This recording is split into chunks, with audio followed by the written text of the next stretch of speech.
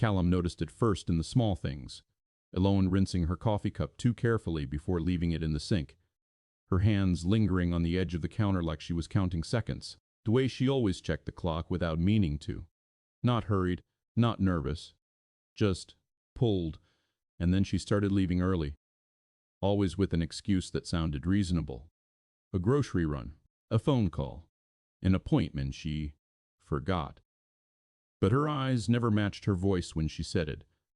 She'd smile, but it would sit wrong on her face like it didn't belong there. Callum didn't say anything at first. He told himself it wasn't his business. But after the third time, he found himself standing at the window watching her walk away, feeling something cold and familiar settle in his chest. The kind of feeling that always came before loss. He didn't mean to start counting. It happened without him noticing. The first time she left early, he was in his office with the door half shut, pretending to answer emails while actually listening to the house breathe. He heard the soft scrape of her shoes near the front door, the careful click of the closing. He looked at the clock. 3:42. Her shift ended at 5. He told himself she probably mentioned something about an appointment. Maybe he hadn't been listening. That had been happening more lately. Words drifting past him without landing. His son, Rowan, was in the living room on the rug, lining up plastic animals in a straight line. Yelone had knelt beside him just minutes before, her hair falling forward while she tried to convince a stubborn zebra to drink water from a blue bowl. Rowan didn't look up when she left. He never did.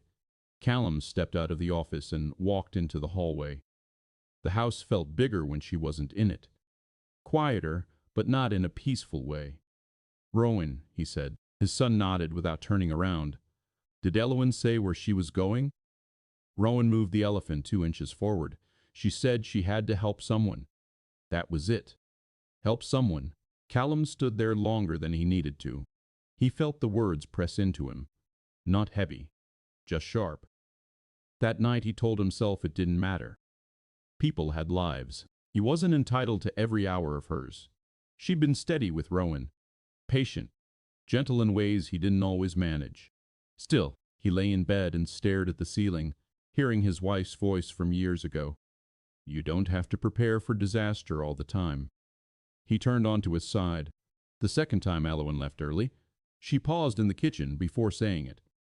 I might head out a little before 5, if that's okay. She didn't look at him when she said it. She was wiping the counter again, even though it was already clean. Callum kept his voice neutral. Everything all right? Yes, just something I committed to. Something. Committed. He nodded once. That's fine. It wasn't his tone that betrayed him. It was the silence afterward, the way it stretched. She felt it too. He saw it in her shoulders. I'll make up the time tomorrow, she added. That's not necessary. She gave him a quick, tight smile. It passed too quickly to be reassuring. 338. He watched from the office window that time. She didn't rush. She walked with purpose, but not urgency. She didn't look back at the house. He noticed that. People who leave for good look back. He knew that from experience. The third time, he was ready. He didn't say anything. Didn't ask. Just listened for the door. 3:41. He stepped into the hallway again, but this time he went to the coat closet and pulled on his jacket. He stood there for a moment with his hand on the knob. This is ridiculous, he told himself. You're a grown man. She's an employee, not a suspect. But something inside him had already shifted. It wasn't anger, not even jealousy. It was fear, wearing logic as a disguise. Rowan looked up when Callum moved toward the door. Where are you going? Quick errand. Rowan nodded like that was normal. Like fathers leaving mid-afternoon without explanation was a thing that just happened. Callum stepped outside and shut the door softly. Elowen was halfway down the street. He kept distance. He hated himself a little for it. The way his steps slowed when she slowed, the way he ducked his head when she passed a neighbor. She turned onto Maple Avenue. Not toward the grocery store. Not toward the bus stop. Toward downtown. He felt his chest tighten. Downtown meant offices, bars, clinics, places that carried secrets behind plain doors. He followed. Not close enough to be obvious, close enough to see her shoulders relax once she crossed into busier streets. That bothered him more than anything. Why did she look relieved to be away from his house? The question stayed with him as she disappeared inside a brick building he'd passed 100 times without noticing. No sign outside, just frosted windows and a narrow blue door. He stood across the street, pretending to check his phone. 3 minutes passed, then 5. He walked closer. There was a plaque beside the door. Small, easy to miss. Hearthside Youth Center. He read it twice. Youth Center. He felt something shift again, but it didn't settle. It only moved the problem somewhere else. He didn't go in. He stood there long enough to feel stupid. Then he turned and walked home. The house felt different when he stepped back inside. Not guilty. Just exposed. Rowan was still on the rug. The animals had fallen over. He was staring at the ceiling. "Hey," Callum said. Rowan blinked and sat up. "You forgot milk." Callum realized he hadn't bought anything. He hadn't even gone near a store. "I'll get it later."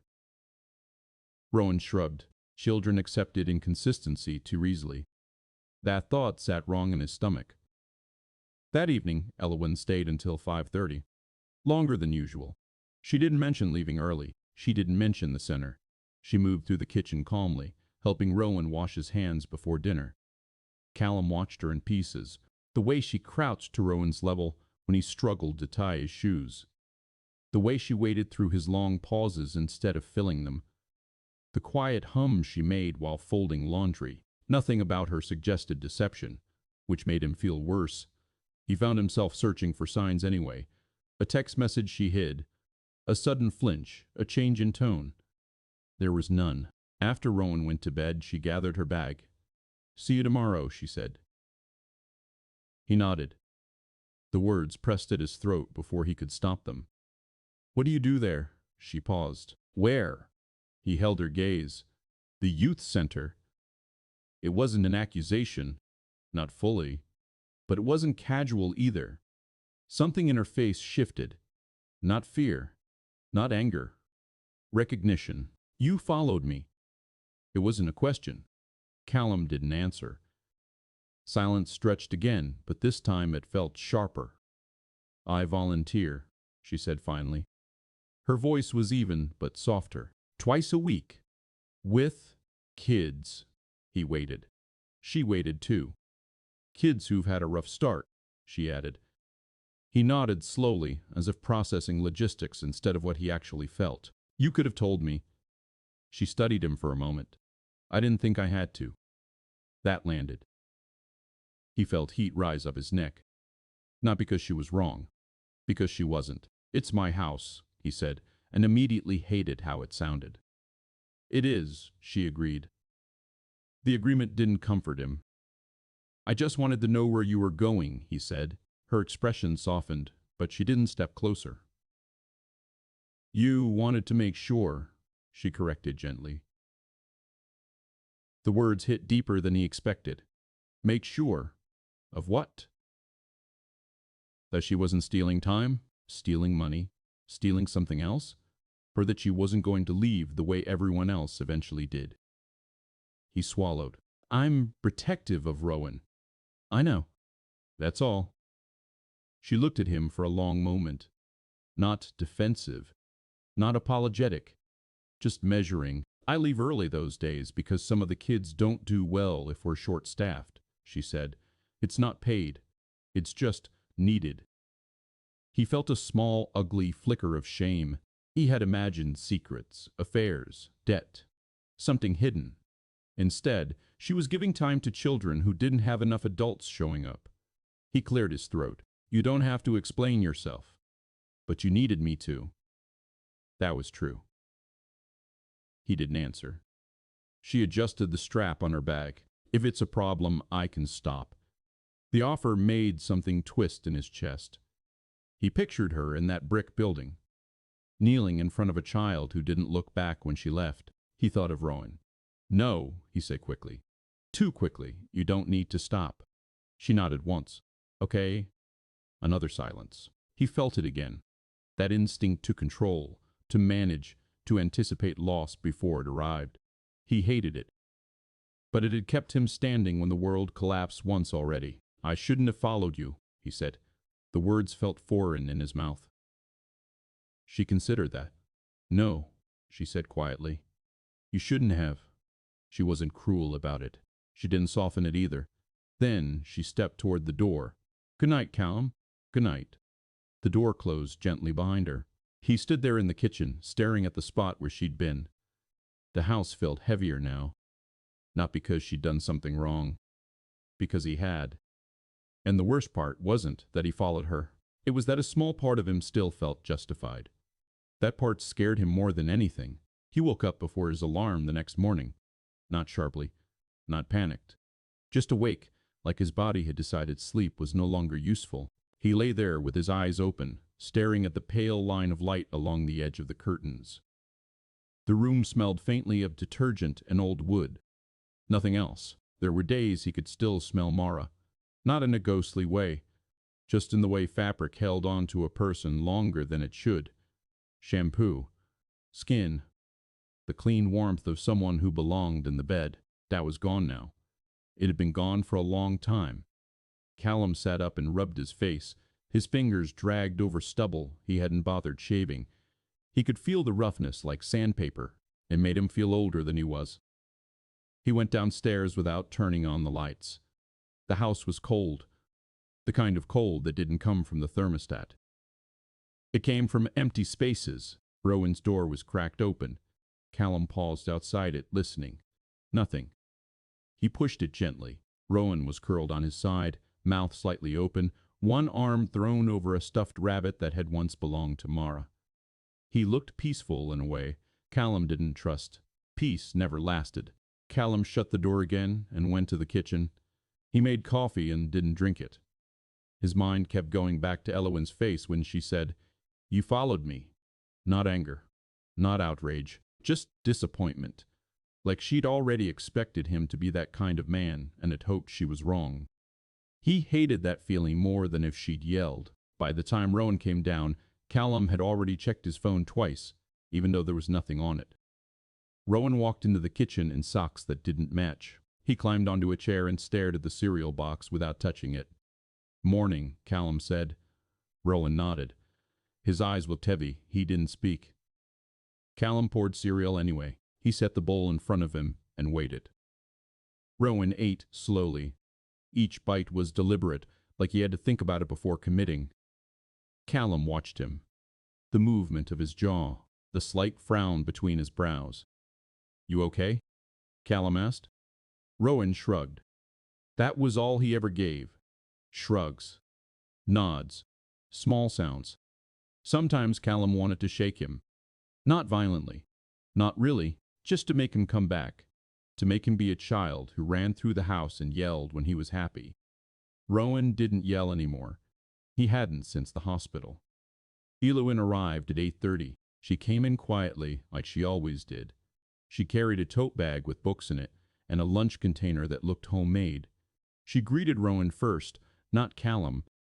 "Hi," she said, voice soft. Rowan looked at her and blinked slowly. Then, after a pause, he nodded. Elowen smiled a little, like she'd been given a gift. Only then did she look at Callum. "Good morning," he replied. His throat tightened. He wanted to apologize again. He wanted to say it better. Say it in a way that sounded like it mattered. But the words sat in him like stones. He couldn't get them out without choking. So he did what he always did. He stayed practical. "I'll be in the office," he said. Elowen nodded. Okay. That was it. No extra warmth. No reassurance. He deserved that. He shut the office door behind him and sat down at his desk, but he didn't open his laptop. He just sat there, hands resting on the wood, listening to the muffled sound of Elowen and Rowan moving through the house. He heard her voice. Gentle. Low. Not trying to force conversation. He heard Rowan's footsteps. Small. Barely there. Callum stared at the wall until his eyes started to sting. He'd told himself he followed her because of Rowan, but he hadn't. Not entirely. There had been something else under it. Something sour. like he didn't trust anyone who could be kind without wanting something in return. That thought sat with him for the rest of the morning. At noon, Eowyn took Rowan outside. Callum watched them from the window again, without meaning to. She helped him into his jacket, adjusted his hood, held his hand as they walked down the front steps. Rowan's hand disappeared into hers. Callum's stomach tightened. He didn't know why it made him feel so unsettled. He should have been grateful. Instead, he felt like he was watching someone else fill a space he hadn't been able to. They were gone for nearly an hour. When they came back, Rowan was holding a pine cone like it was something fragile. Helaman brushed dirt off his knees before bringing him inside. Callum stayed in the office. He tried to work. He really did. But every few minutes he found himself thinking about the youth center again. The blue door. The frosted windows. He wondered what it looked like inside. He wondered what kind of children went there. He wondered why Eowyn had chosen that instead of going home after work. Then he wondered, with a kind of shame, whether she went there because she didn't have anyone waiting for her. The thought made him feel sick. He didn't even know her. Not really. He knew her schedule, her quiet habits, the way she folded towels. He didn't know what she did when she was alone. At 3:30, he heard the sound of Eowyn's bag zippering. His body reacted before his mind did. His shoulders stiffened. His jaw clenched. He heard her voice, calm. "Rowan, I'll see you tomorrow, okay?" Rowan made a small sound. Not quite a word. Then the front door opened. Callum stood up. He didn't think about it. He didn't plan. He grabbed his keys off the hook by the office door and walked out the back entrance, moving fast enough that his heart started to pound. He told himself he just needed air. That was a lie. He drove slowly, keeping enough distance that he wouldn't be obvious. Eowyn walked the same route as before, toward downtown. Callum's hands tightened around the steering wheel until his knuckles whitened. He hated himself for doing it again. But he couldn't stop. He parked farther away this time on the opposite side street and watched her reach the blue door. She didn't hesitate. She slipped inside like she belonged there. Callum stayed in the car for a long time. Then he got out. His feet carried him forward like he didn't have full control of them. He stopped at the curb and stared at the building. Up close, it looked older. The brick was chipped. The door frame had peeling paint. There was a child's drawing taped to the inside of the window. A crooked house. A sun with too many rays. He didn't know why that small detail hit him harder than anything else. He stepped closer. Through the frosted glass, he could see shadows moving. People, laughter, faint but real, leaked out when the door opened briefly for someone else. A woman stepped out carrying a trash bag. She didn't notice him. She held the door open with her hip and went back inside. Callum stood there, just outside, like an intruder. He reached for the handle. His hand hovered. Then he stopped. His chest felt tight, like the air was heavier here. He could leave. He should leave. But his hand closed around the handle anyway. He pulled the door open. Warm air rushed out. It smelled like disinfectant and crayons. Something faintly burnt, like toast. Inside, the hallway was narrow. A small reception desk sat to the left, cluttered with papers and donation flyers. A bulletin board was covered with handprints cut out of construction paper. A woman behind the desk looked up. She was older, with tired eyes and hair pulled back tight. "Can I help you?" she asked. Callum opened his mouth. Nothing came out. His throat felt dry. I'm looking for Eowyn," he managed. The woman's expression shifted slightly. Not alarmed, just cautious. "Who are you?" Callum hesitated. He could say employer, he could say father, he could say someone who shouldn't be here. "I'm Callum," he said. "I work with her." That wasn't exactly a lie. The woman studied him for another moment. Then she nodded toward a door down the hallway.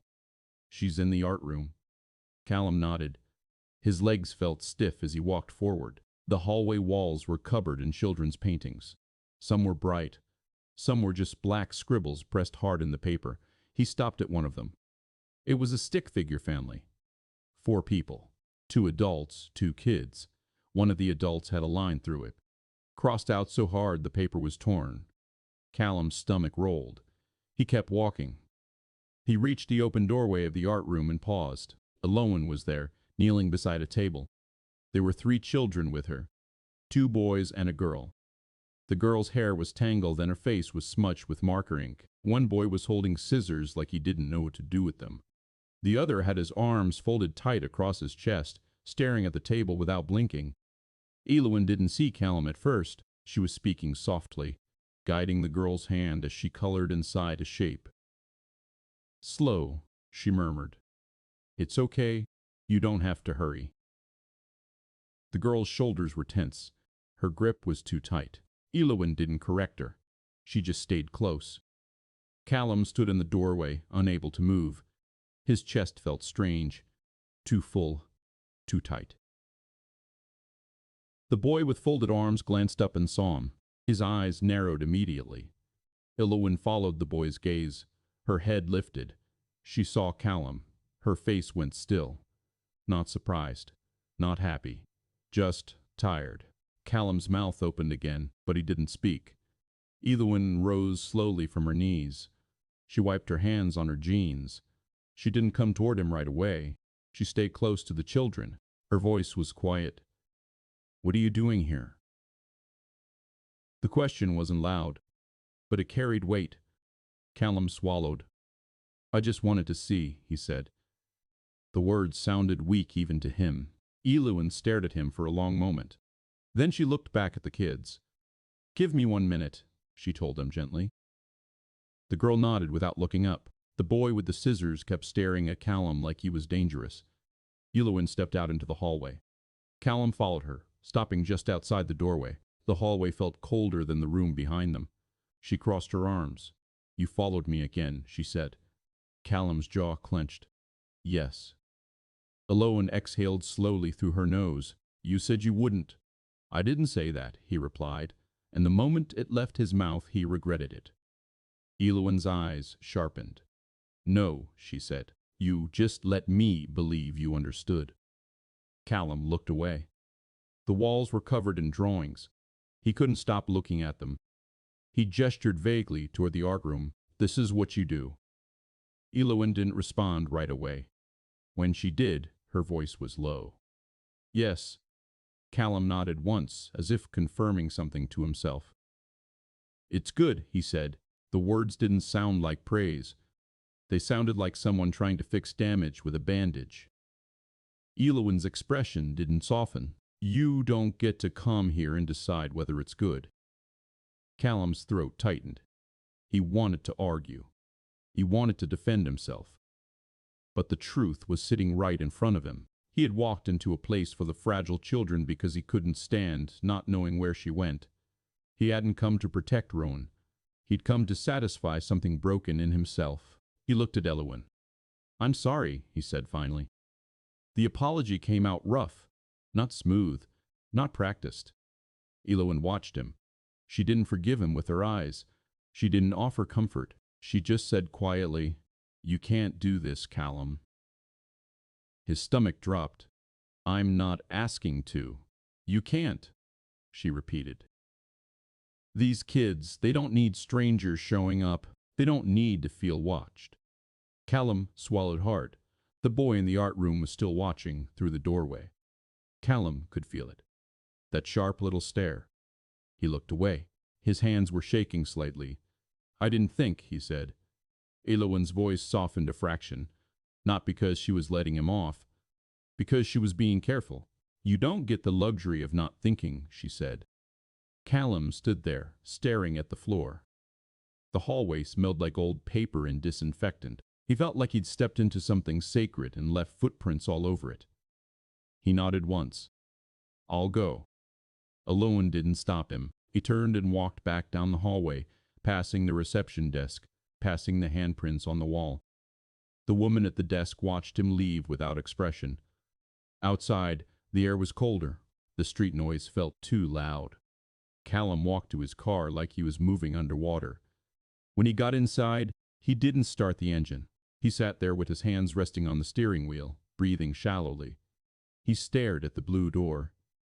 And for the first time in a long time, he felt something he didn't know how to name. Not grief, not fear, something closer to shame. The kind that didn't burn hot. The kind that settled deep and stayed. He didn't go straight home. He drove without direction for a while, turning down streets he didn't recognize, stopping at lights he barely registered. His hand stayed tight on the wheel even when there was no reason to grip it. His shoulders ached. His jaw ached. The worst part wasn't what Elowen had said. It was that she hadn't raised her voice. She'd spoken to him the way you spoke to someone who should know better. Someone grown. Someone capable. And she'd still had to say it like he was a child, with no sense. You don't get the luxury of not thinking. That line stayed in his head like a bruise. He stopped in a grocery store parking lot and just sat there. The car engine ticked as it cooled. Outside, people walked in and out carrying bags, normal and unbothered. A woman laughed into her phone. A man loaded milk into the trunk of a sedan. Callum watched them and felt removed from it all, like he was behind glass. He thought about the drawing in the hallway. The stick figure family. The adult crossed out so violently, the paper tore. He pictured the boy's stare. Suspicious, hard, protective. A kid. A kid who already knew what adults were capable of. Callum leaned forward and pressed his forehead against the steering wheel. He didn't cry. He didn't even feel close to crying. His body just went still, like it was trying to make itself smaller. He stayed that way until his phone buzzed. A reminder. Rowan's snack time. He straightened quickly, like he'd been caught. He looked at the clock. 4:47. Elowen would normally still be at the house, but she wasn't, because he'd driven her away early. Again, his stomach tightened.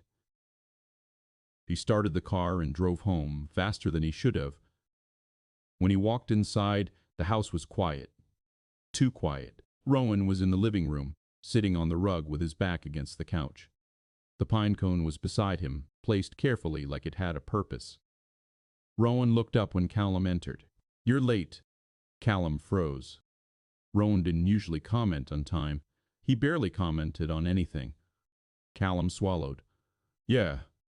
Rowan stared at him for a long moment, then looked away again. Callum moved into the kitchen and opened cabinets like he didn't know where anything was.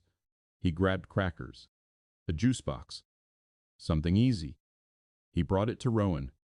Rowan took it without speaking. Callum sat down on the couch behind him. The distance between them felt too large even though they were in the same room. After a while, Rowan said, "Did Elowen do something bad?" Callum's throat tightened so suddenly he had to clear it. "No," he said. "No," he said. "No, she didn't." Rowan's fingers tightened around the juice box. "Then why is she gone?" Callum stared at the back of Rowan's head. His hair stuck up in the same uneven way it always did after naps. Callum used to smooth it down when Rowan was smaller. Rowan had started flinching away from that months ago. Callum didn't move. "I had to talk to her," Callum said. Rowan was quiet. Then, in the same flat voice, he asked, "Did you make her leave?" Callum felt the question hit him in the ribs. He opened his mouth, but he couldn't answer fast. The truth was too sharp to pick up barehanded. "I didn't mean to," he said finally. Rowan didn't respond. He took a sip of juice and stared at the wall. Callum sat there feeling something heavy spread through his chest. Not panic, not rage, just the slow realization that his son was watching him more than he'd thought, and judging him in the quiet way children did when they were trying to decide if the world was safe. Callum stood up abruptly. He went to the sink and ran water, not because he needed it, but because he needed noise. His hands trembled as he rinsed a cup that was already clean. The front door opened at 5:30. Callum turned so fast he almost knocked the cup out of the sink. Elowen stepped inside. She looked tired. Her hair was slightly loose from its usual tie, strands sticking to her cheeks like she'd been sweating. There was a faint smear of something dark on her sleeve. Marker ink. Rowan sat up straight. He didn't run to her. He didn't speak. But his posture changed. His shoulders lifted, like he'd been holding himself down and had finally let go. Elowen saw Rowan first. "Hi," she said softly. Rowan nodded. Eloin's eyes moved to Callum. They held there. Neither of them spoke for a few seconds. Callum felt his heartbeat in his throat. Eloin walked into the living room and knelt beside Rowan. "I'm sorry I left early," she said to him, voice gentle. "I had to do something important." Rowan stared at her. Then he asked, "Are you coming back tomorrow?" Eloin hesitated. It was brief, but Callum saw it. Her eyes flicked to him again. Then she looked back at Rowan. "Yes," she said, "I'm coming back." Rowan's shoulders loosened. He leaned forward slightly, like that answer had been holding him up. Callum felt something tighten inside him. Eloin stood and walked toward the kitchen. She didn't take her coat off. She didn't set her bag down. She stayed near the doorway like she wasn't sure she belonged here anymore. Callum followed. He stopped a few feet away. "I'm sorry," he said again. Eloin's eyes stayed on his, but her expression didn't change. "You already said that." "I know." Callum's hands were at his sides. He could feel his fingers flexing, like his body wanted to do something physical to relieve the pressure building under his skin. "I shouldn't have come there," he said. Eloin's gaze hardened slightly. "Not cruel, just firm." "No," she agreed. Callum nodded. He stared at the floor for a second, then looked back up. "I didn't realize what it was," he said. Eloin's mouth tightened. "That's not the point." Callum swallowed. "What is the point then?" he asked, quieter than before. Eloin's eyes shifted toward the living room, toward Rowan, who was now quietly lining up the animals again. He didn't look over. Then she looked back at Callum. "The point," she said, "is that you don't trust people, and you think you're hiding it." Callum's face flushed. "I trust you," he said automatically. Eloin didn't react to the words. She didn't look pleased. She didn't look reassured. She looked like she'd heard them before from other men. "Do you?" she asked. Callum hesitated. That hesitation answered for him. Eloin exhaled slowly. She set her tote bag down on the kitchen chair, but she still didn't take her coat off. "I understand being careful," she said. "I really do, but you can't treat the world like it's waiting to hurt you." Callum felt anger flicker. Not at her, at himself. Because she was right. "You don't know what I've been through," he said. The moment he said it, it sounded childish. Eloin didn't flinch. "You're right," she said. "I don't. But Rowan does. He's the one living in it with you." Callum's throat tightened. He glanced toward the living room. Rowan's hands were steady. His face was blank. He looked too old for 7. Callum turned back. "I'm trying," he said. Eloin's eyes softened slightly, the smallest shift.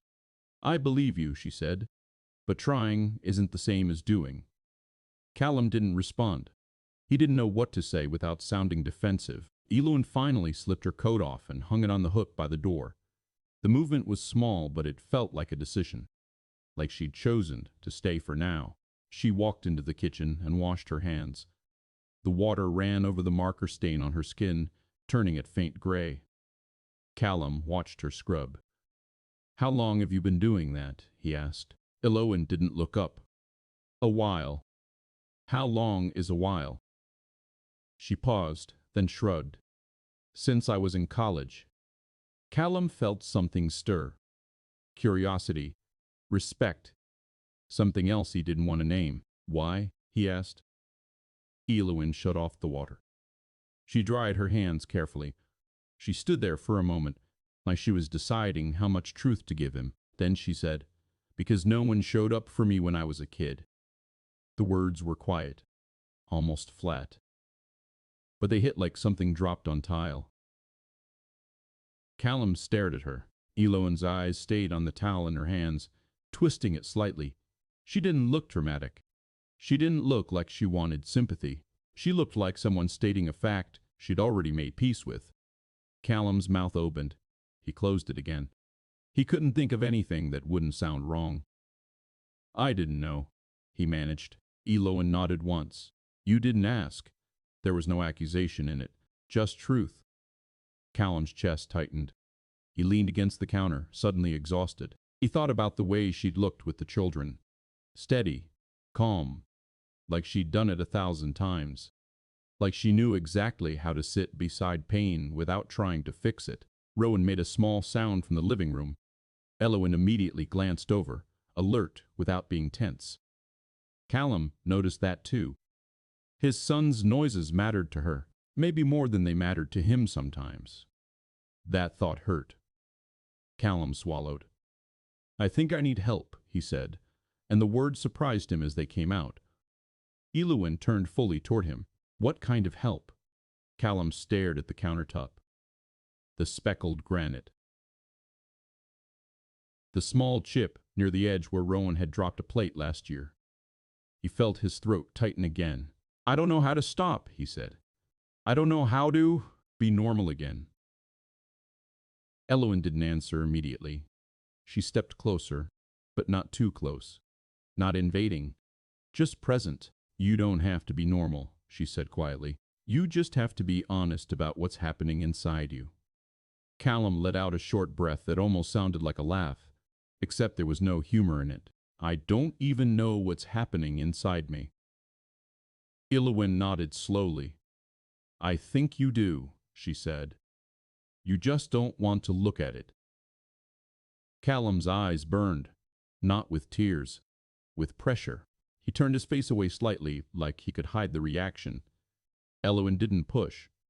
She just said, "There are therapists who work with grief, with trauma, with parents who are trying not to break their kids while they're breaking too." Callum looked at her. The way she said it wasn't soft. It was direct. Like she'd seen it up close. Like she'd lived it.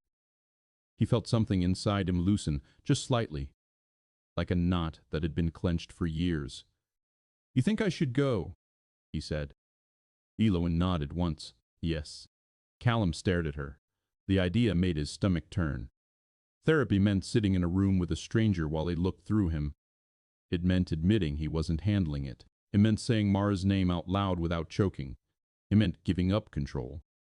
And control was the only thing that had kept him standing. He swallowed hard. "I don't want Rowan to grow up like this," he said.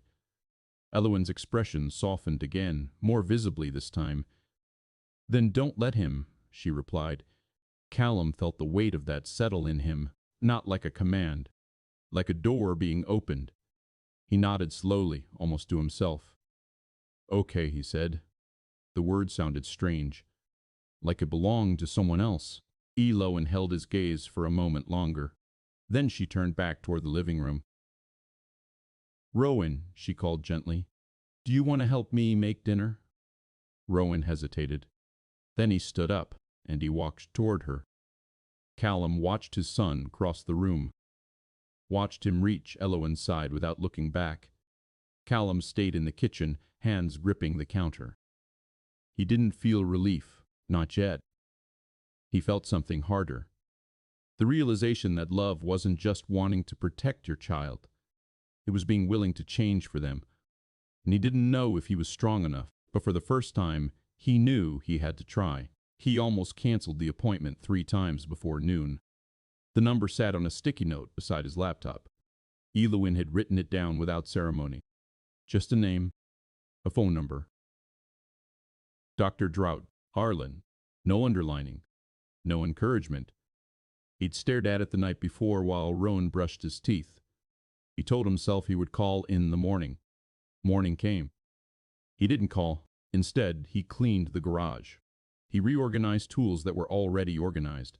He swept the same patch of concrete twice. His chest felt tight the entire time. Around 11, his phone buzzed with a work notification. He ignored it. Then it buzzed again. He wiped his hands on a rag and went inside. Rowan was at the kitchen table with Elowen, drawing something that looked like a house but had no door.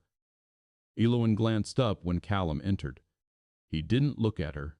He walked straight to the counter, picked up the sticky note, and dialed before he could think. His hand trembled slightly as he held the phone to his ear. A receptionist answered. Calm, polite. He almost hung up when she asked what he was calling about. Grief, he said.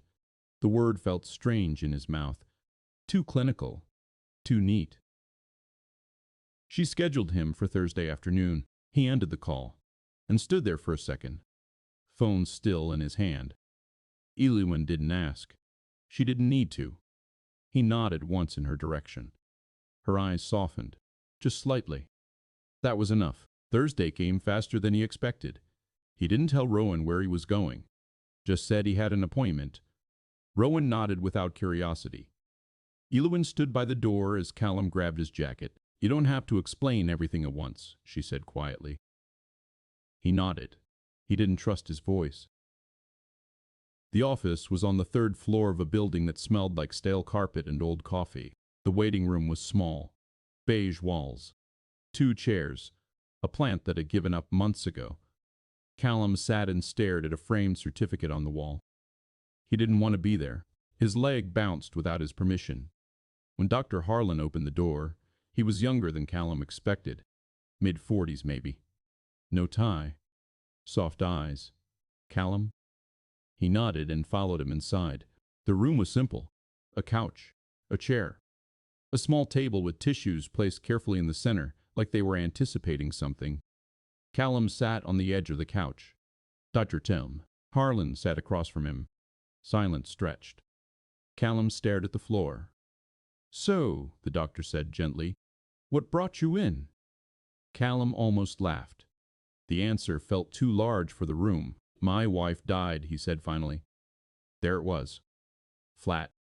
Direct. Dr. Harlan nodded slowly. How long ago? 2 years. And how have those 2 years been? Callum's jaw tightened. He could list facts. Hospital. Funeral. Paperwork. Sleepless nights. Rowan's silence. Instead he said, efficient. Dr. Harlan tilted his head slightly. Efficient? Callum nodded. I handled what needed handling. I kept things running. And inside? Callum hesitated. He hadn't thought in those terms. Inside didn't matter. Outside mattered. Rowan mattered. Inside was irrelevant. I don't know, he said. Dr. Durr. Harlan didn't rush to fill the silence. Callum felt exposed in a way he hadn't felt at the youth center. There, he'd been ashamed. Here, he felt stripped. I think I'm messing up my son, he said suddenly. The words surprised him.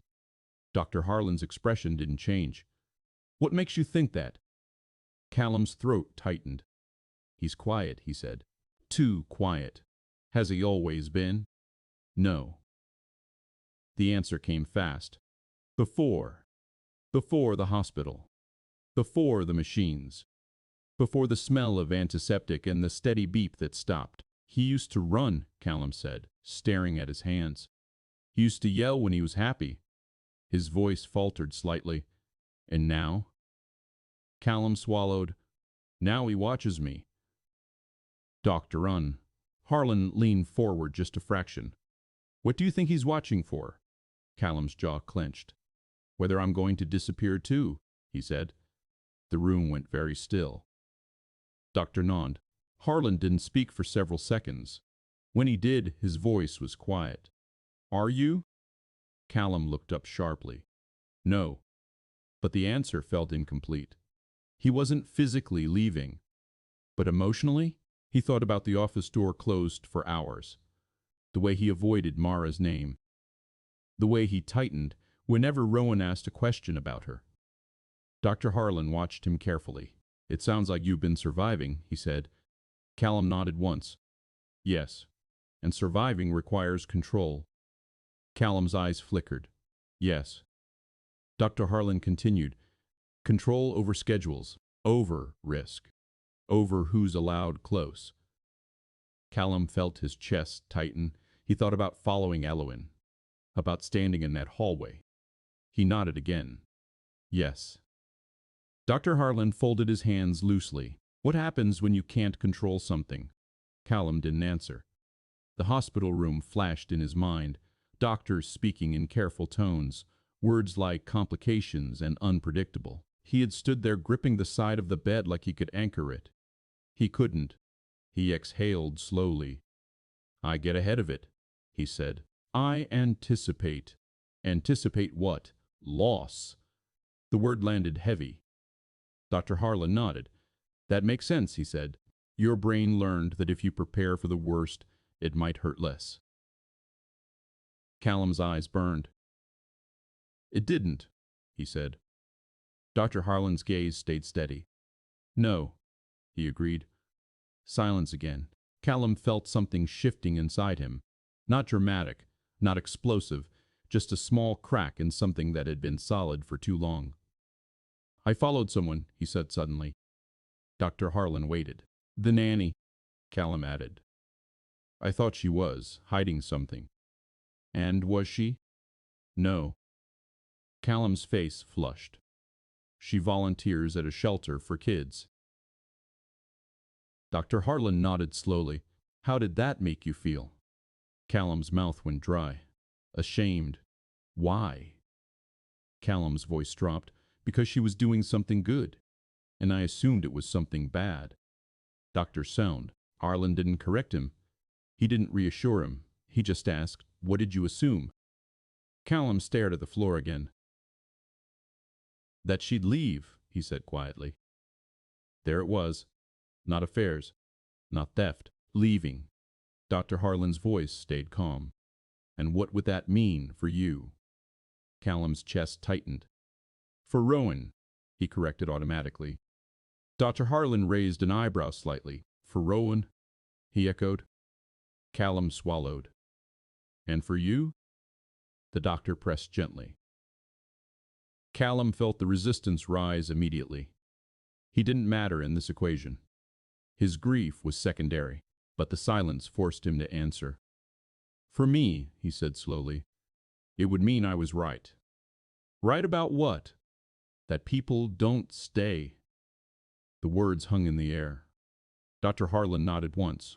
That belief has protected you, he said, but it's also isolating you.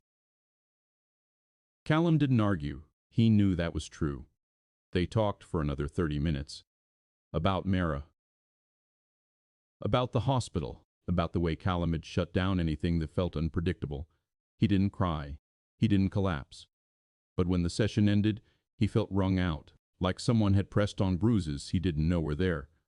As he stood to leave, Dr. Harlan said, You don't have to solve this all at once. Just keep coming. Callum nodded. He walked out of the building into cold air. The world looked the same. Cars passed. People crossed streets. Nothing had shifted visibly. But something inside him felt slightly off balance, like he'd stepped onto a different surface and hadn't found his footing yet. He drove home slowly. When he opened the front door, Rowan was sitting on the couch with a book upside down in his lap. Elowen was in the kitchen, chopping vegetables. She looked up. How was it? She asked. Callum hesitated. He could say fine. He could say unnecessary. Instead he said, hard. Elowen nodded once. Yeah, she said quietly.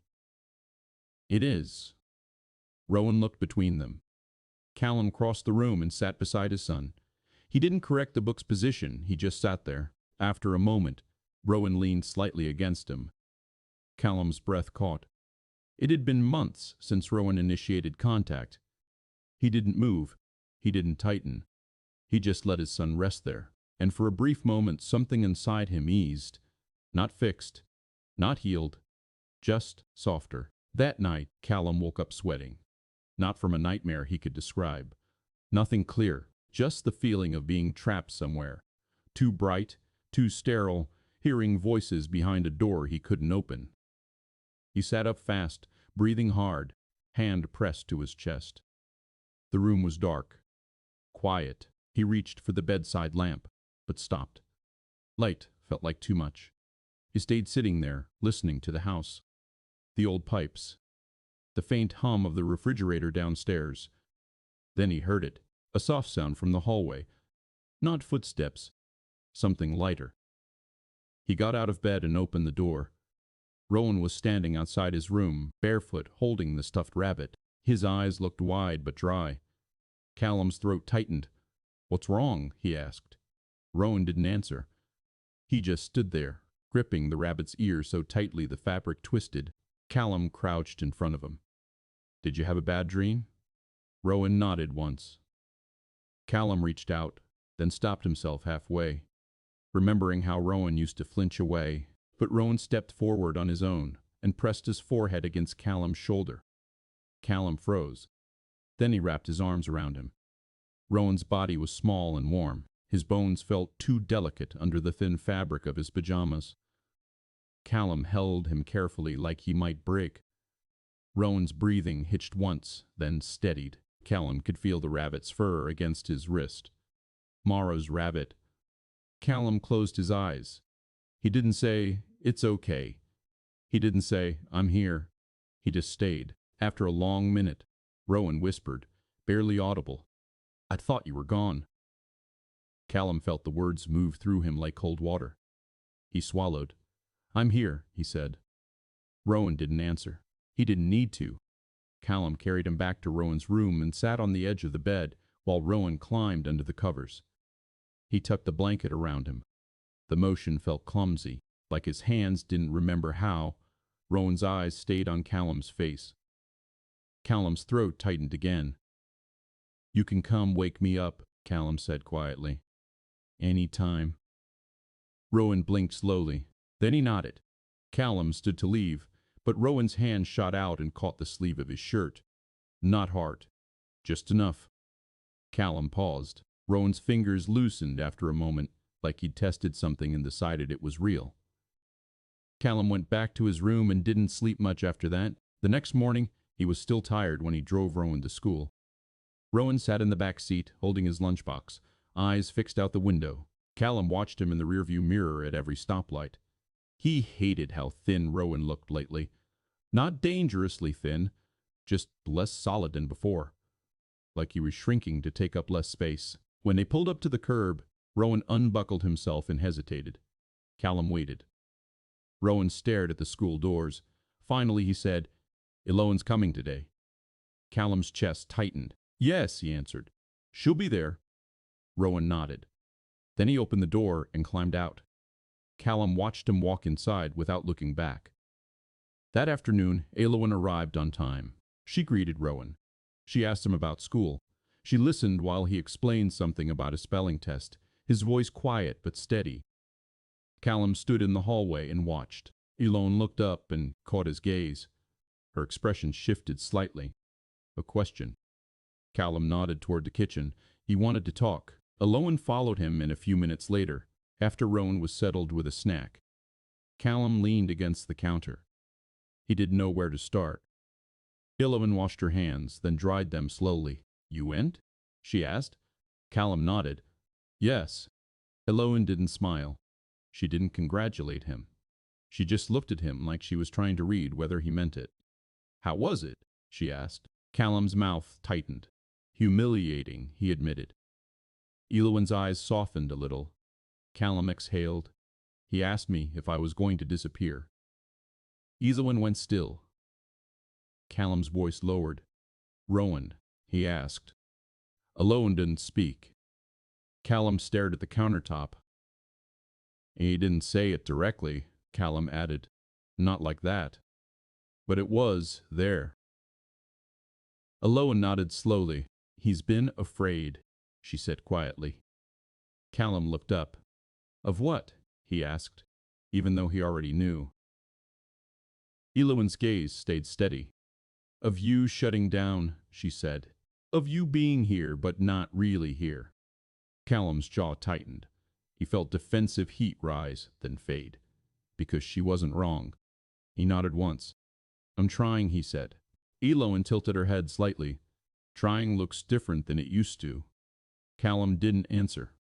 Eloan leaned back against the opposite counter. "You know," she said quietly, "when kids lose someone, they don't always grieve like adults. Sometimes they just stop reaching." Callum felt his chest tighten. "Rowan reaches," he said quickly. Eloan's eyes didn't change. "Not with words," she said. "But he watches. He waits. He's always checking the temperature in a room." Callum stared at her. It felt like she was describing a stranger, but he knew she wasn't. He'd seen Rowan pause in doorways, scanning faces before stepping in. He'd seen him go quiet when Callum's tone changed. He'd seen it and ignored it because looking at it felt like admitting failure. Callum swallowed. "I don't want him to grow up like me," he said. Eloin didn't ask what he meant. She understood. Callum looked at the kitchen floor. His voice dropped. "I didn't realize how much I needed control until I didn't have it anymore." Eloin nodded. "That's usually how it happens," she said. He heard Rowan laugh faintly from the living room. It was a small sound, almost startled, like it surprised him, too. Callum's head snapped up. He hadn't heard Rowan laugh like that in months. Eloin glanced toward the living room, her face softening. "He likes you," Callum said suddenly. The words came out before he could stop them. Eloin looked back at him. "Rowan likes me?" she asked, as if it were obvious. Callum's throat tightened. "No," he said. He likes you. He trusts you."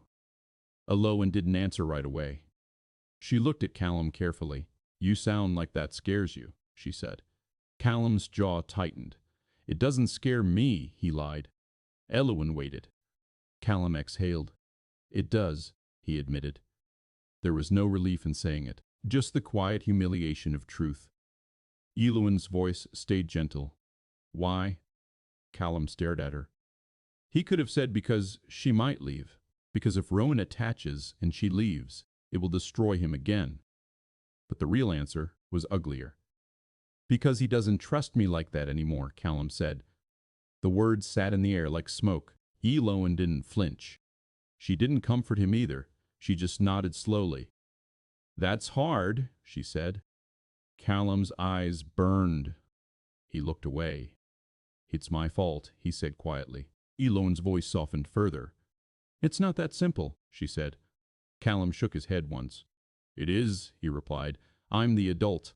I'm supposed to." He stopped. The words caught in his throat.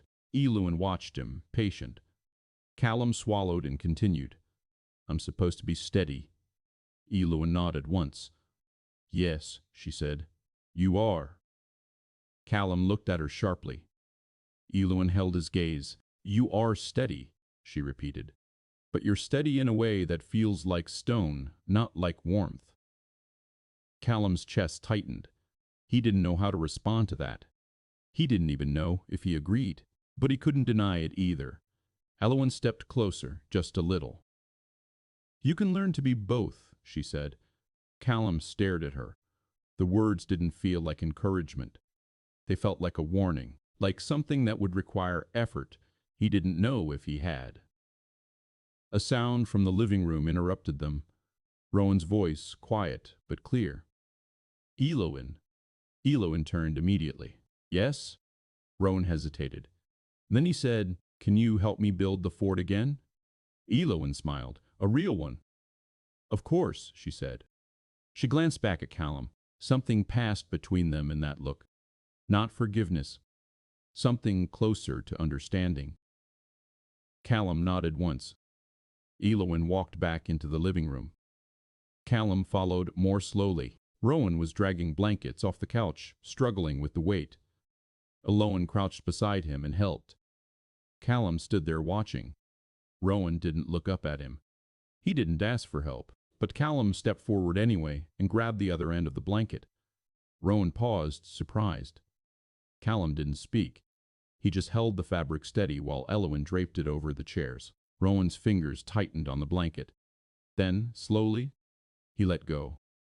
He watched Callum's hands instead. Callum kept holding it, kept staying. They built the fort together without much talking. The blanket sagged in the middle. The chairs didn't line upright. It wasn't impressive. Rowan crawled inside and sat cross-legged, staring at the dim space like it was a small world. Eloin leaned down. "You want a flashlight?" she asked. Rowan nodded. Eloin went to fetch one. Callum crouched near the entrance of the fort. Rowan looked at him from inside. For a second, Callum thought Rowan might speak, but Rowan just stared. Then he shifted slightly, making room. A small movement, an invitation. Callum hesitated. His knees already ached. His shirt would wrinkle. His mind started listing reasons to stay outside. Then he ignored all of it. He lowered himself and crawled into the fort. The air inside smelled like laundry detergent and dust. Rowan scooted back so Callum could fit. The shoulders touched briefly. Callum felt Rowan tense, then relax. Alone returned with the flashlight and handed it in. Rowan turned it on, shining it up at the blanket ceiling. The light made the fabric glow. Rowan's face looked softer in it. Callum sat there in the cramped space, knees bent awkwardly, feeling his spine press against the chair leg. He felt ridiculous. He also felt something else. A kind of quiet peace he hadn't expected. Rowan whispered, "It's like a cave." Callum nodded. "Yeah," he said softly. "It is." Rowan stared at the flashlight beam. After a moment, he said, "Mom would have liked this." Callum's breath caught. Eloan didn't move. The air inside the fort felt suddenly too small. Callum stared at Rowan's profile. His son didn't look sad when he said it. He looked thoughtful, like he was placing Mara into the room without fear. Callum swallowed hard. "She would have," Callum said. His voice was steady. "Barely." Rowan nodded once, satisfied. Then he leaned back against Callum's shoulder. Callum didn't move. He didn't speak. He just sat there, holding his breath for a moment, afraid the slightest shift would break it. But it didn't break. Rowan stayed. And Callum realized something, quietly, with no ceremony. He wasn't just afraid of losing people. He was afraid of needing them. Because needing meant vulnerability, and vulnerability had already cost him everything once. But in that small fort, with Rowan's weight against him and Eloan's presence just outside, Callum felt the truth settle into his bones. He could keep living like a locked door, or he could let the people still here touch the handle. And that decision felt heavier than anything he'd done since Mara died. The second therapy session was worse. Callum went in thinking the first one had been the hard part. He'd said the words. He'd admitted Mara was dead. He'd admitted Rowan was afraid. He'd walked out feeling raw but upright, like he'd survived another thing. The second session didn't let him hide behind facts. Dr. Harlan asked him about the day Mara died. Not the timeline, not the medical details. The day. Callum sat on the couch with his hands clasped so tightly his fingers hurt. "I don't remember much," he said. Dr. Harlan didn't accept that. He didn't argue either. He just waited, like he had all the time in the world. Callum stared at the carpet. There was a stain near the doctor's chair. Old coffee, maybe. It looked like a small shadow. His throat tightened. "I remember the sound," Callum said finally. Dr. Harlan nodded. "What sound?" Callum's voice dropped. "The machines." His stomach turned as he said it. His mouth went dry. "Dr. Harlan leaned forward slightly. "What about them?" Callum swallowed hard. "The way they kept going, even after she wasn't there anymore." He could feel heat in his face. He could feel his eyes burning. He blinked hard and stared at the carpet stain again. Dr. Harlan didn't speak. Callum continued anyway, because stopping felt worse. "I remember Rowan asking for her," he said. He kept asking. He didn't understand why she wasn't waking up. His voice cracked on the last word. He hated that. Hated the weakness. He cleared his throat quickly, as if that could erase it. Dr. Harlan's voice was calm. "What did you say to Rowan?" Callum's jaw clenched. "I told him she was sick," he said. "I told him the doctors were helping."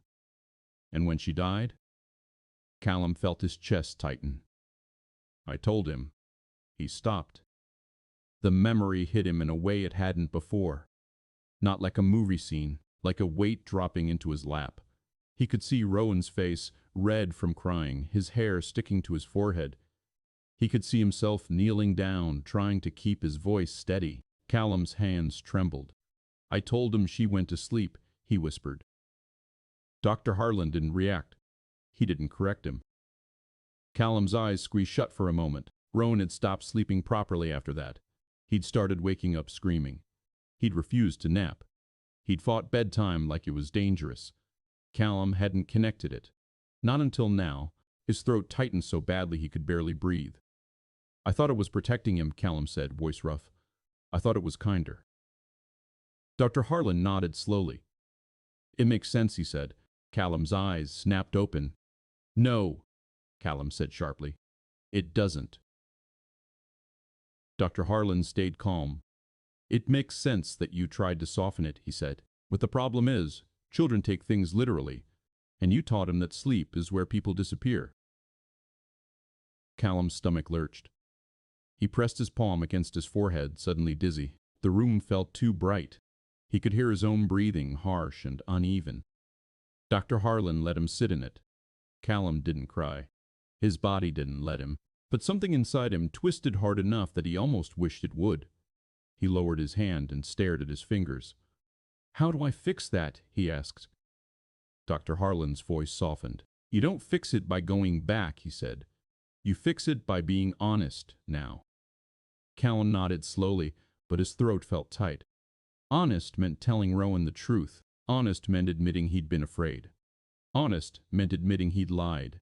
He wasn't sure he could do that without breaking whatever fragile trust Rowan still had. When the session ended, Callum left feeling hollow, not relieved, not lighter, like he'd dug something up and now it was sitting on the surface, rotting in daylight. He drove home in silence. At a stoplight, he saw a woman pushing a stroller. The baby inside was laughing, arms waving. Callum watched them pass and felt something sharp twist in his chest. He couldn't remember the last time Rowan had laughed like that. When he got home, Alowan was sitting at the kitchen table with Rowan, helping him with homework. Rowan was writing slowly, his tongue sticking out slightly in concentration. Alowan glanced up when Callum entered. She didn't ask right away how it went. She waited until Rowan was distracted with his pencil. Then she asked quietly, "How are you?" Callum stared at the counter for a moment. He could taste bitterness in his mouth, like old coffee. I told him his mother went to sleep, he said. Elowen froze. Not dramatically, just still. Rowan didn't hear. He was focused on spelling. Elowen's voice lowered. Oh, she said. Callum's jaw clenched. I didn't know what to say, he whispered. Elowen nodded slowly. I understand, she said. Callum looked at her sharply. You do? Elowen's gaze stayed steady. I do, she said again. Adults say things like that because the truth feels unbearable. Callum swallowed. Elowen glanced at Rowan, then back at Callum. But kids don't hear what we mean, she added. They hear the words. Callum nodded slowly. His chest felt heavy. Elowen stood up and walked to the sink, rinsing a cup as if she needed something to do with her hands. Callum watched her. There was a quiet competence to her movements. It made him feel both grateful and ashamed.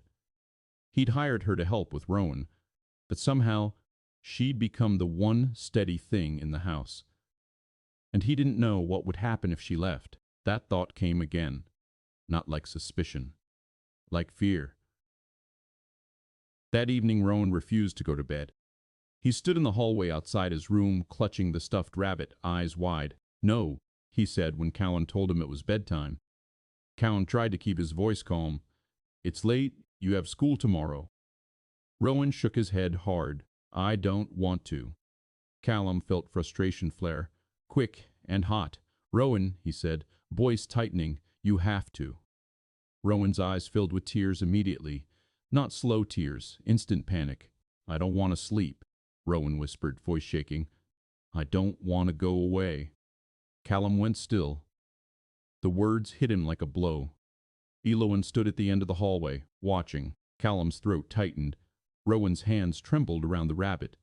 Callum crouched down in front of him. Rowan, he said, forcing his voice soft, sleep doesn't make you go away.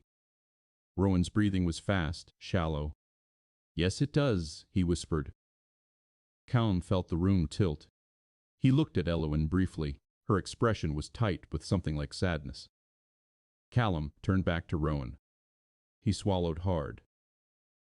Rowan, he said, voice shaking slightly, Mom didn't go to sleep. Rowan blinked. His breathing stuttered. Callum could feel his own heart pounding. She died, Callum said.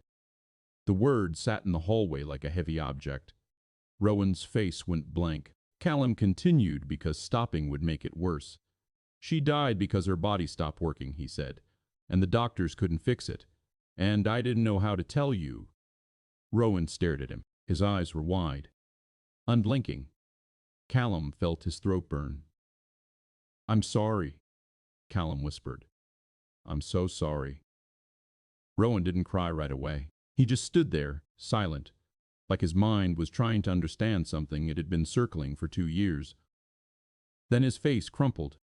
He made a sound Callum had never heard from him before. Not a scream, not a sob. Something deeper, something raw. Rowan fell forward into Callum's arms. Callum caught him and held him tightly. Rowan's body shook violently. Callum's own eyes burned. He blinked hard, trying to stay steady, but he could feel tears gathering anyway. He held Rowan's head against his chest. I'm here, Callum whispered. I'm here. Rowan clung to him like he was drowning. Iloan stepped closer but didn't interrupt. She stood beside them, one hand lightly resting on Rowan's back. Callum felt her touch, warm, grounding. Rowan cried for a long time, not loud, not dramatic, just relentless. Callum stayed kneeling on the hallway floor until his legs went numb. He didn't try to stop Rowan. He didn't try to make it better. He just held him. When Rowan finally quieted, his breathing slowing into exhausted hiccups, Callum lifted him carefully and carried him into his room. Rowan didn't protest this time. He curled under the blanket, still clutching the rabbit. Callum sat beside him. Rowan's eyes were red and swollen. He stared at Callum as if he was afraid Callum might disappear if he blinked. Callum's throat tightened again. I'm not going anywhere, Callum said. Rowan whispered, Promise? Callum nodded. I promise, he said. The word felt heavy. He knew promises could be broken by things no one controlled. But he also knew Rowan needed it anyway. Rowan's eyes finally closed, not in fear, in exhaustion. Callum stayed there long after Rowan fell asleep. He stared at the small rise and fall of Rowan's chest. He listened to his breathing, and he felt the weight of what he'd done settle fully in him. Not just the lie, the years of silence. The way he'd tried to hold grief back like it was water, only to let it seep into every crack. He didn't move until he heard Iloan in the doorway. He looked up. Iloan's face was soft, but her eyes were tired. She didn't speak at first. Then she said quietly, that was the right thing. Callum swallowed. It should have happened sooner, he whispered. Iloan nodded. Yes, she said. Then she stepped closer and lowered her voice. But you did it now, she added. And he needed it. Callum stared at Rowan again. His son looked small in the bed. Too small. Callum's eyes burned. He stood up slowly, careful not to wake Rowan. Iloan followed him out into the hallway. The door clicked shut behind them. The house was silent again, but different now. Not hollow, just still. Callum leaned against the wall. His hand shook. Iloan stood in front of him, watching. Callum's voice was quiet. I don't know how to live with this, he admitted. Iloan's gaze didn't waver. You already have been, she said. Callum's throat tightened. Iloan hesitated, then reached out and lightly touched his arm. It wasn't romantic. It wasn't comfort meant to soften everything. It was just contact, a reminder that he was still here. Callum's shoulders sagged slightly. He didn't say anything. He couldn't. Iloan's hand stayed there for a moment longer. Then she let go and stepped back. I'm going to clean up downstairs, she said quietly. Try to sleep. Callum nodded. He watched her walk away. Her footsteps were soft, but they grounded the house. Callum stood alone in the hallway for a long time, staring at Rowan's door. He felt empty. But he also felt something else beneath the emptiness. A strange kind of relief, not because the pain was gone, because it had finally been spoken. And silence, he realized, had been its own kind of violence. Rowan stayed home from school the next day. Callum didn't even pretend it was a question. He called the office, left a message, and kept his voice steady while he said Rowan wasn't feeling well. He didn't say emotionally. He didn't say broken open. He didn't know how to explain it to anyone without sounding like he was asking for permission to grieve. Rowan slept late. When he came downstairs, his eyes were puffy. His hair was sticking up in odd places. He looked around the kitchen like he wasn't sure what kind of morning it was supposed to be. Elowen was already there. She didn't speak much. She made oatmeal. She set a bowl in front of Rowan and sat beside him without trying to fill the air. Rowan ate slowly. Callum watched him from the counter, holding a mug of coffee he didn't drink. At one point, Rowan asked, "Did Mom hurt?" The question came out so casually it made Callum's chest tighten. Elowen's spoon stuck halfway to her mouth. Callum felt the air change. He set the mug down carefully, like it might shatter if he moved wrong. "I don't know," Callum said. Rowan frowned. "You were there." Callum nodded once. "Yes." Rowan stared into his bowl. Callum's throat tightened. "I think she was scared," Callum said quietly, "but I think she knew we were with her." Rowan's eyebrows pulled together. "Did she know I was there?" Callum swallowed. He remembered Rowan's small hand and his, sticky from a juice box. Rowan's face pressed into Callum's side while machines beat behind them. Mara's eyes half open, unfocused, but still searching. "She did," Callum said. "She knew." Rowan's spoon moved again. Slow, careful. Elowen exhaled softly like she'd been holding her breath. After breakfast, Rowan went to the living room and sat under the blanket fort they'd left, half collapsed from the night before. He didn't play. He just sat there with the rabbit in his lap. Callum stood in the doorway and watched him. The urge to fix it rose immediately. To distract him. To take him somewhere. To buy something. To make it lighter. But therapy had already taught him something uncomfortable. Not everything could be made lighter. Some things had to be carried. He walked over and sat on the floor outside the fort. Rowan didn't look at him. Callum waited. After a while, Rowan said, "Why did you say she went to sleep?" Callum's chest tightened again. He didn't answer right away. Because the truth wasn't flattering. Because it made him look weak. But Rowan deserved it. Callum cleared his throat. "Because I was scared," he said. Rowan's eyes shifted slightly, as if the answer surprised him. Callum stared at the blanket edge. "I didn't want to say the word," he continued. "I thought if I didn't say it, it wouldn't be real." Rowan was quiet. Callum felt his own breathing slow, heavy. "I thought I was protecting you," Callum said, "but I was protecting myself." Rowan's fingers tightened on the rabbit. Then he whispered, "I didn't like sleeping." Callum nodded slowly. "I know," he said. Rowan's voice was small. "I thought if I slept you'd go away too." Callum's throat burned. He turned his head slightly, blinking hard. "I'm sorry," he whispered. Rowan didn't answer, but he shifted in the fort, making room again. Callum hesitated only a moment before crawling inside. The blanket smelled like laundry soap and dust. The space was cramped. Their knees bumped. Rowan didn't pull away. He leaned his shoulder into Callum's again. Callum sat there breathing carefully, trying not to move too much. After a long silence, Rowan asked, "Do you miss her?" Callum stared at the dim glow coming through the blanket. The question made his chest ache in a way that felt almost physical. "Yes," Callum said. Rowan's voice was quieter now. "Every day?" Callum nodded. "Yes." Rowan swallowed. Callum could hear it. The small, tight sound. Rowan asked, "Do you think she can see us?" Callum's jaw tightened. He didn't want to lie again.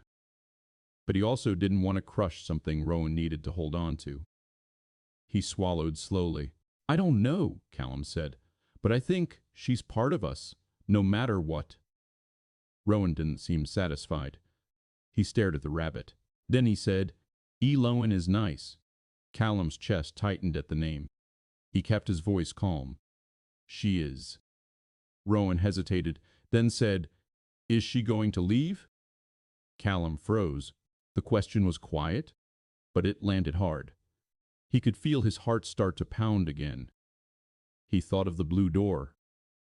The youth center. Eloin's tired eyes, her hand on Rowan's back in the hallway. He swallowed.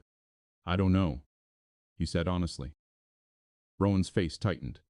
Callum rushed to add, but if she ever does, we'll be okay. We'll talk about it. And we'll handle it. Rowan stared at him. Callum forced himself to keep eye contact. And I won't shut down, Callum said. I won't disappear. Rowan blinked slowly. Then he nodded once. Not fully convinced, but listening. That afternoon, Rowan fell asleep on the couch. It wasn't planned. It wasn't forced. He just curled up with the rabbit and drifted off, his face pressed into the cushion. Callum stood over him for a long time, watching his chest rise and fall. Eluin walked into the room quietly. She paused when she saw Rowan sleeping. Her face softened. Callum whispered, he finally slept. Eloin nodded. That's good, she whispered back. Callum looked at her. She looked tired. Not just from the day, from something older. Her eyes had that look people got when they carried too much alone. Callum lowered his voice. You said no one showed up for you, he said. Eloin's expression shifted slightly. She glanced toward Rowan, then back at Callum. Yes, she said. Callum hesitated. He didn't want to pry. He didn't want to cross a line, but something about the way she'd said it before had stayed with him. Like it was a fact she'd buried under years of functioning. What happened? He asked quietly. Eloin's jaw tightened. For a moment Callum thought she might shut down completely. Then she exhaled slowly. My mother was inconsistent, she said. She loved me, I think, but she couldn't stay sober. Callum felt something settle in his chest. Eloin continued, voice calm, almost detached. Sometimes she'd be wonderful.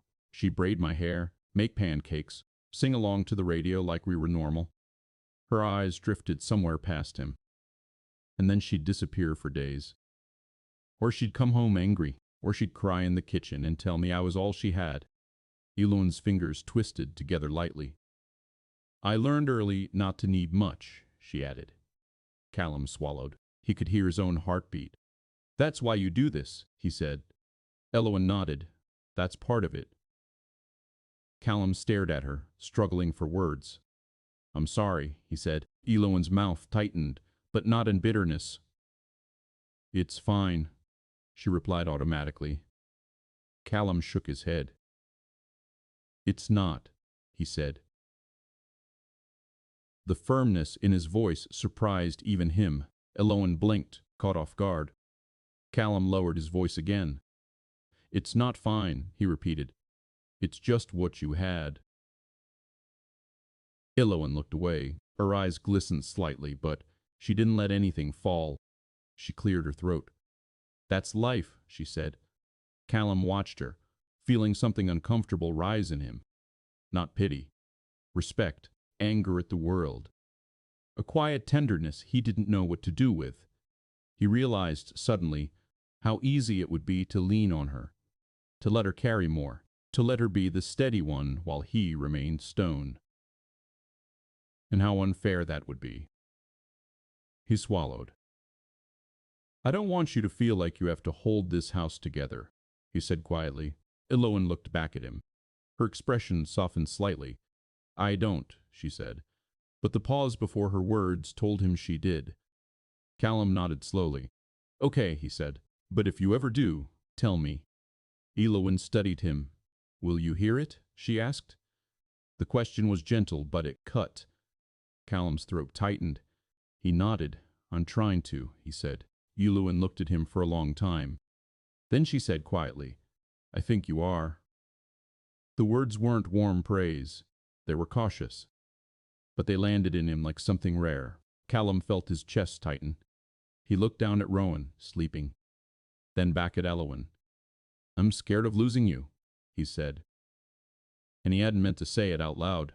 The moment the words left him, his face flushed. Eloin's eyes widened slightly.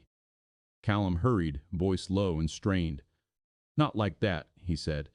I mean, for Rowan. For stability. You've been good for him. The excuse sounded thin, even to him. Eluin didn't respond immediately. She didn't smile. She didn't tease him. She just looked at him like she was weighing whether the truth was safe. "I'm not planning on leaving," she said finally. Callum nodded quickly.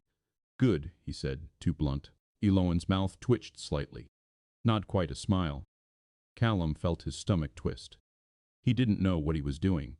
He didn't know what he was asking for. He only knew the house felt different when she was in it. Less empty. Less sharp. Eloin stepped back slightly. "I should start dinner," she said. Callum nodded. He watched her walk into the kitchen. Her movements were steady, practiced, but her shoulders were tense, like she'd felt something shift too. That evening, Callum lay in bed staring at the ceiling again, but it wasn't the same emptiness as before. It was crowded now. Therapy. Rowan's questions. Eloin's past. The sound Rowan made when he cried in the hallway. Callum turned onto his side. He thought about the way Eluin had touched his arm after Rowan fell asleep. Not lingering. Not flirtatious. Just there. Callum closed his eyes. He realized he hadn't touched anyone in a long time. Not really. Not in a way that meant something. He'd been living like a man afraid of his own hands. The thought made him swallow hard. In the darkness, he whispered Mara's name once. Not as a prayer. Not as a dramatic moment. Just a quiet acknowledgement. Then he lay there until sleep came. Slower than usual, but not fought. And when he finally drifted off, it wasn't with dread. It was with something that felt unfamiliar. A small, cautious hope. Not loud enough to be called optimism, just enough to make the air in his chest feel less poisoned. It didn't change all at once. There wasn't a morning where Callum woke up lighter. No sudden clarity. No speech about becoming better. It was smaller than that. Unimpressive. He started leaving his office door open. That was the first thing. At first, it felt exposed. He kept glancing toward the hallway, distracted by every small sound. Rowan's footsteps. The clink of dishes. Eloin's quiet voice. Before, he would have shut it out. Now, he let it in. He didn't join every moment. He didn't hover. He just stayed reachable. Rowan noticed before he said anything. One afternoon, Rowan walked past the office and paused. "You're not working?" Rowan asked. "I am," Callum said. Rowan frowned slightly. "The door is open." Callum nodded. "Yeah." Rowan stood there like he was testing something. Then he walked in and sat on the floor near Callum's desk. He didn't ask for attention. He just existed there. Callum kept typing, but he was aware, present. It felt awkward at first, like learning how to sit in his own house again. Therapy continued. Some sessions were quiet, some left him hollow for hours afterward. Dr. Harlan kept pushing gently, asking questions that seemed simple but opened things Callum had avoided for years. Why is control safer than trust? What do you think would happen if you allowed someone to disappoint you? Who taught you that needing someone is weakness? Callum didn't always have answers, but he stopped pretending he didn't need the questions. At home, Rowan began sleeping more consistently. Not perfectly. There were still nights he wandered into the hallway, but now when he did, Callum would sit with him on the edge of the bed and speak plainly. "Mom died," he would say softly, "and it hurts." Rowan would nod. Sometimes he would cry, sometimes he wouldn't. Callum stopped trying to manage which one happened. One evening, a month after the hallway confession, Rowan asked if they could visit Mara's grave. Callum's stomach tightened at the request. He hadn't gone back much since the funeral. It felt like reopening something that barely held together. But he said yes. The three of them went on a Sunday. Eloin hadn't assumed she was invited. She'd quietly told Callum she could stay home. Callum had looked at her for a long moment. Then he said, "I'd like you there." He didn't dress it up. He didn't explain. Eloin nodded once. The cemetery was quiet. The grass slightly damp, the sky gray but not threatening rain. Rowan held the stuffed rabbit at his side. Callum's steps felt heavier as they walked. He could see the stone before they reached it. Mara's name carved in clean lines. Dates that felt too short. Rowan stepped closer first. He crouched and traced the letters with one finger. Callum stood back, hands at his sides, unsure what to do with them. Ilowan stayed slightly behind, giving space. Rowan looked up at Callum. "Can we talk to her?" he asked. Callum's throat tightened. "Yes," he said. Rowan turned back to the stone. "Hi, Mom," Rowan said softly. "I built a fort." Callum felt his chest ache. Rowan continued, voice small but steady. "I'm trying to sleep better." Callum swallowed hard. There were no dramatic tears, no breakdown. Just a boy talking to a stone because he needed to believe something still connected them. Callum stepped forward after a moment. He crouched beside Rowan. "Hi," he said quietly. The word felt strange, directed at granite. "I'm working on it," he added. He didn't say what it was. He didn't need to. Rowan leaned slightly into him. Ilowan stepped closer then, not touching, but present. After a while, Rowan stood. "Can we come back again?" he asked. Callum nodded. "Yes." They walked back to the car slowly. On the drive home, Rowan fell asleep in the back seat. Callum glanced at him in the mirror. Peaceful. Ilowan sat in the passenger seat, hands folded in her lap. Callum kept his eyes on the road. "Thank you," he said quietly. Ilowan turned her head. "For what?" "For coming," he said. Ilowan nodded. "You didn't have to thank me." Callum tightened his grip on the steering wheel slightly. "I know." There was a pause. Then he added, "I'm glad you were there." The words hung between them. Ilowan didn't respond immediately. She stared out the window for a moment. Then she said softly, "So am I." Something shifted then. Not dramatic, just acknowledged. At home, Callum carried Rowan inside and laid him on the couch instead of waking him. Rowan curled into the cushion, still asleep. Ilowan stood nearby. Callum looked at her. There was a quiet tension in the room. Not uncomfortable. Just charged with something neither of them had named. Callum cleared his throat. "I meant what I said," he began. Ilowan waited. "At the cemetery," he said. "About being glad you were there." Ilowan's gaze didn't waver. "I know," she said. Callum felt his pulse in his neck. He wasn't good at this part. He'd avoided it for 2 years. "I don't want to blur lines," he said slowly. "You work for me, and Rowan needs stability." Ilowan nodded slightly. "Yes.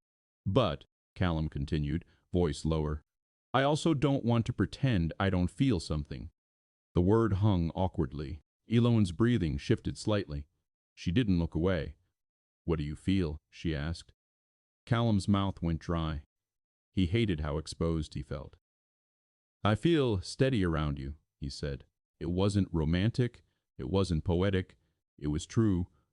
Ilowan's expression softened in a way that made his chest tighten. "I feel steady around you too," she said quietly. Silence followed. Not tense. Just careful. Callum swallowed. "I don't want to rush anything," he said. "And I don't want Rowan confused." Ilowan nodded. "Neither do I." Callum exhaled slowly. "But I also don't want to ignore this," he added. Ilowan stepped a little closer. Not close enough to touch. Just close enough that he could see the small scar near her eyebrow he'd never noticed before. "We don't have to decide anything right now," she said. Callum nodded. "That might be the healthiest thing I've heard all year," he muttered. Ilowan smiled faintly. It wasn't bright. It was warm.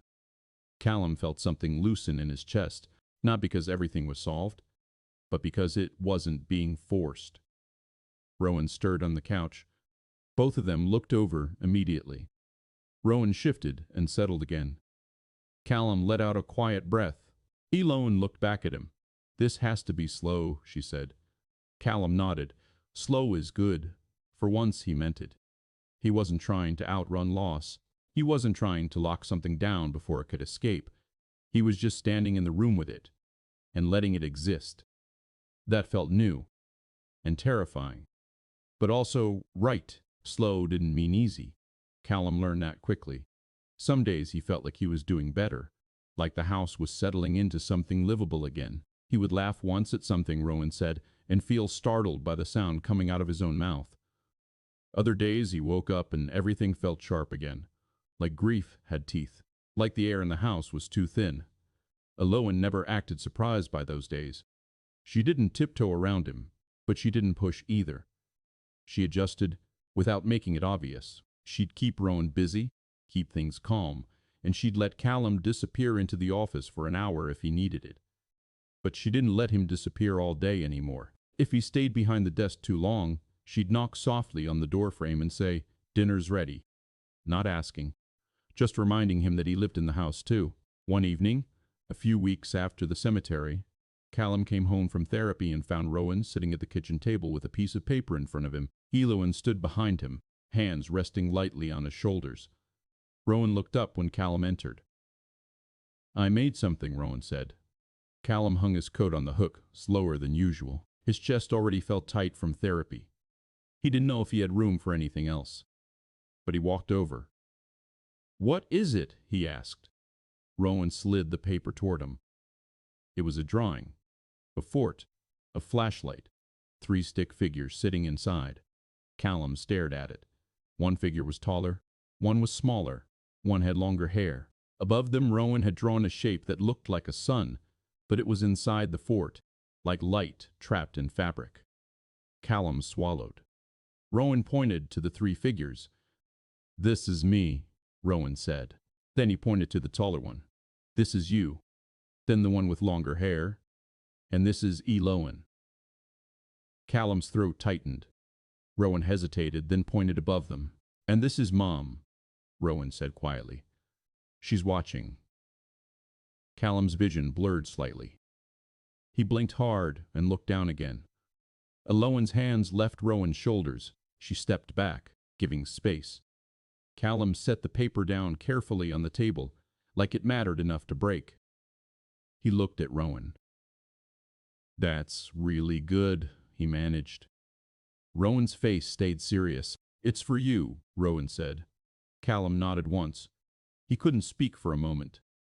He reached out and rested his hand on Rowan's shoulder. Rowan didn't flinch. He didn't pull away. He stayed. Callum felt his own breath tremble. "Thank you," he said quietly. Rowan nodded, satisfied. Then he slid off the chair and ran down the hallway, the sudden burst of energy almost jarring. Eloan watched him go. Callum stood at the table, staring at the drawing. Eloan's voice was low. "He's been thinking about her more lately," she said. Callum nodded slowly. "I know." Eloan hesitated. Then she said, "He asked me if it was okay to talk about her." Callum turned his head sharply. His chest tightened. "What did you say?" Eloan's gaze stayed steady. "I told him yes," she said. "I told him it's always okay." Callum's jaw clenched, and he hated that his first instinct was tension. Possessiveness, like grief, belonged only to him. Then he felt shame rise. He exhaled slowly. "Thank you," he said. Eloan nodded. Callum looked at her. He studied her face like he was trying to memorize it. The quiet steadiness, the tiredness she carried without asking anyone to hold it. He thought of the youth center, the children's drawings, the torn paper. "You're good with him," he said. Eloan didn't look flattered. She just shrugged slightly. "I care about him," she said. Callum's throat tightened. "That's not common," he replied. Eloan's eyes softened. "Neither is you trying," she said. Callum let out a quiet breath that almost sounded like a laugh. He leaned against the counter. The kitchen light hummed faintly above them. Callum stared at the floor for a moment, then said, "I don't want to mess this up." Eloan didn't pretend not to understand what he meant. "I don't either," she said. Callum nodded slowly. He looked toward the hallway, where Rowan had disappeared. "You know," Callum said, voice quieter, "I used to think love was something you protected." Eloan watched him. Callum continued, "Like if you held it tight enough, it wouldn't get taken."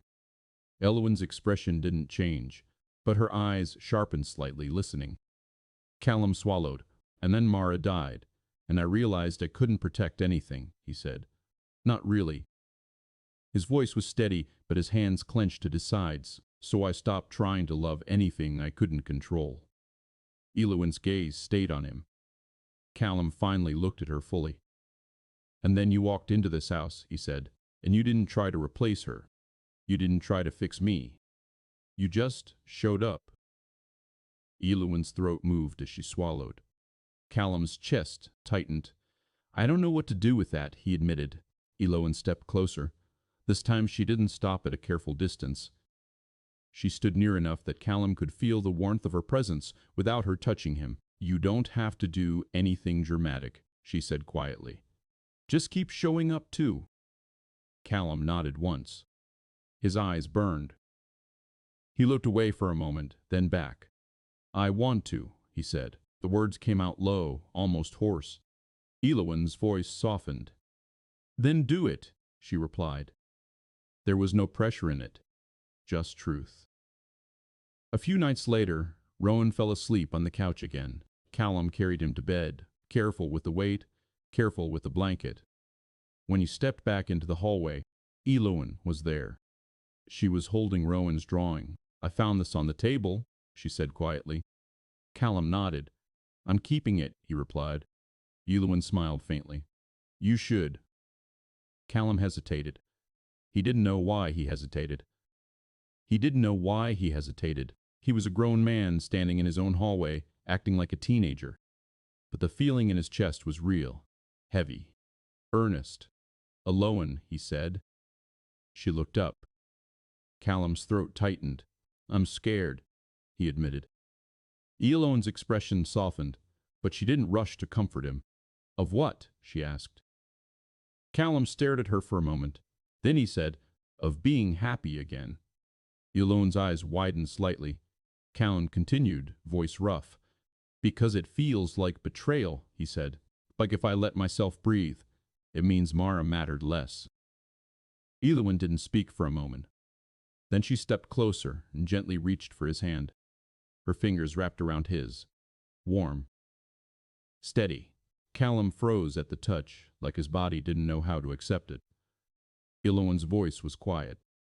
Happiness doesn't erase grief, she said. It just means you survived it. Callum's eyes burned again. He stared at their hands. He could feel his pulse against her skin. He didn't pull away. He let it happen. He let himself be held in the smallest way. Eloin's thumb brushed lightly over his knuckles. Callum swallowed hard. I don't want to lose you, he said again. This time he didn't add for Rowan. Eloin's breath caught slightly. She looked at him with something serious in her eyes. You might, she said honestly. Life doesn't promise anything. The honesty stung, but it didn't feel cruel. It felt like respect. Eloin continued, but I'm here now. Callum nodded slowly. His voice was barely above a whisper. I know. Eloin's hand tightened slightly. And I'm not going to punish you for loving your wife, she added. I wouldn't want to be loved by someone who could forget. Callum felt that settle deep in him. Not like comfort, like permission. He exhaled shakily. Eloin leaned forward and pressed her forehead lightly against his. Not a kiss. Not yet. Just closeness. Callum closed his eyes. He felt his chest tighten, and for a moment he thought he might break open right there in the hallway. But he didn't. He just breathed. He stayed. After a long moment, Eloin pulled back. Her voice was quiet. Go to bed, she said. You look exhausted. Callum let out a faint breath that might have been a laugh. I am, he admitted. Eloin turned toward the guest room where she kept a few things for the nights she stayed late. Callum watched her go, then looked toward Rowan's closed door. The house was silent, but it wasn't empty, and that was what had changed. Not that grief was gone. Not that Mara's absence hurt less, but that Callum had stopped treating love like a fragile object he had to lock away. He had started letting it exist in the open. He had started letting Rowan see him, letting Eloin see him, and it terrified him, because now he had something to lose again, But he realized, standing there in the dim hallway light, that this was the price of being alive. Not safety, not control, just presence. He walked into his bedroom and shut the door softly behind him. Before turning off the light, he glanced at the picture frame on his dresser. A photo of Mara holding Rowan when he was still small enough to fit against her chest. Callum stared at it for a long moment. Then he whispered, "I'm trying. Not to apologize, not to beg forgiveness, just to let her be part of it." He turned off the light and lay down. And for the first time in years, the darkness didn't feel like an enemy. It felt like rest,